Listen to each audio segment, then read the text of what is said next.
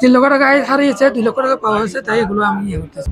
আমার এই টাকা অর্জন হারাইছি, এটা আমার কেউ বিশ্বাস করে নাই, তাই এটা আমার বিক্রি করতে বাধ্য করছি।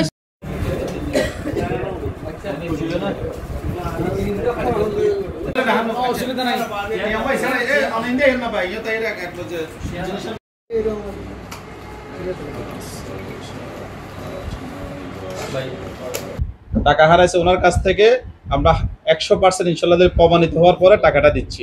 আমরা 1 নম্বরে ওইখানে ওই এলাকার সিসি ক্যামেরা এমন টাকার পরিমাণ অনুযায়ী যেভাবে উনি আমাদেরকে বলা হয়েছিল সেইভাবে আমাদের বড় ভাই আপনাদের সামনে যে টাকাটা খোলা হলো দেখলেন, সবকিছু মিলাই আমরা বুঝতে পারি যে এই টাকার মালিকের হকদারি উনি। আমরা আলহামদুলিল্লাহ 2 লাখ টাকা, 184টা হলো যে আপনার 1000 নোট, 32টা হলো 500তে, ও যেভাবে বর্ণনা করে সেভাবে টাকাটা মিলছে। ওর বর্ণনার উপর নির্ভর করে আমরা টাকাটা ওনাকে দিচ্ছি।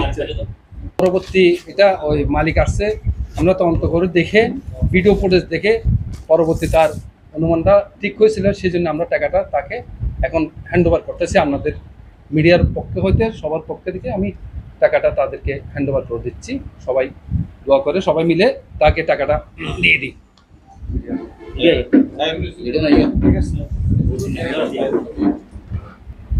আমরা খুশি না, ওনারা বুঝে ভাই হ্যাঁ ঠিক আছে। পরদিকে পড়ে গেছে, আমি খুব খুশি করছিলাম, এদিন পাইনি।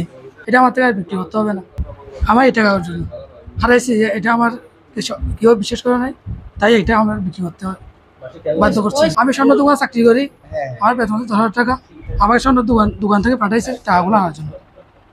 আমি টাকা যখন বেশি আমার পকেটে যখন বেশি লাগতেছে, ভয় লাগতেছে, তাই আমি বাজারের সাথে টাকাগুলো নিয়েছিলাম। তাই পলিথিন সিটে পড়ে গেছে, এটা আমি বুঝতে পারছি হেঁটে গিয়ে রাস্তার মধ্যে পড়ছে।